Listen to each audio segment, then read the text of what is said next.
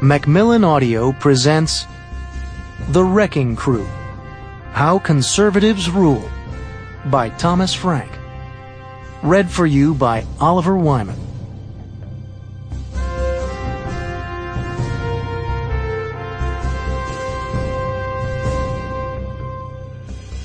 Introduction. Follow this dime. Washington is the city where the scandals happen. Every American knows this, but we also believe, if only vaguely, that the really monumental scandals are a thing of the past, that the golden age of misgovernment for profit ended with the cavalry charge and the robber barons, at about the same time presidents stopped wearing beards. I moved to Washington in 2003, just in time for the comeback, for the 100-year flood. At first it was only a trickle in the basement, a little stream released accidentally by the president's friends at Enron. Before long, though, the levees were failing all over town, and the city was inundated with a muddy torrent of graft. How are we to dissect a deluge like this one? We might begin by categorizing the earmarks handed out by Congress, sorting the foolish earmarks from the costly earmarks from the earmarks made strictly on a cash basis. We could try a similar approach to government contracting, the no-bid contracts, the no-oversight contracts, the no-experience contracts, the contracts handed out to friends of the vice president. We might consider the shoplifting career of one of the president's former domestic policy advisors, or the habitual plagiarism of the president's liaison to the Christian right.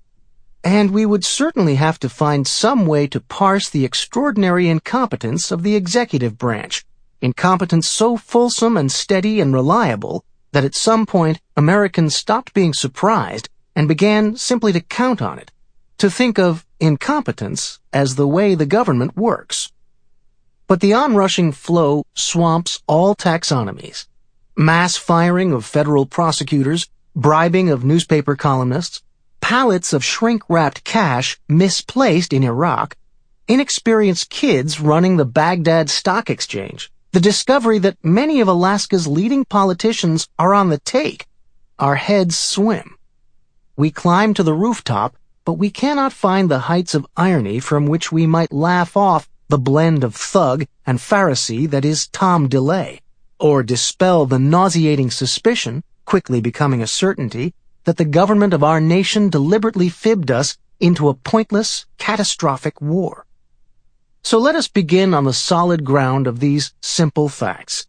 This spectacular episode of misrule has coincided with both the political triumph of conservatism and with the rise of the Washington area to the richest rank of American metropolises. In the period I am describing, gentlemen of the right rolled through the capital like lords of creation. Every spigot was open, and every indulgence slopped out for their gleeful wallowing. All the cliches roared at full, unembarrassed volume. The wines gurgled, the T-bones roasted, the golf courses beckoned, the Learjets zoomed, the contractors' glass buildings sprouted from the earth, and the lobbyists' mansions grew like brick colonial mushrooms on the hills of Northern Virginia. Democrats, for their part, have tried to explain the flood of misgovernment as a part of a culture of corruption, a phrase at once obviously true and yet so amorphous as to be quite worthless. Republicans have an even simpler answer. Government failed, they tell us, because it is the nature of government enterprises to fail. As for the great corruption cases of recent years, they cluck, each is merely a one-of-a-kind moral lapse unconnected to any particular ideology, an individual bad apple with no effect on the larger barrel.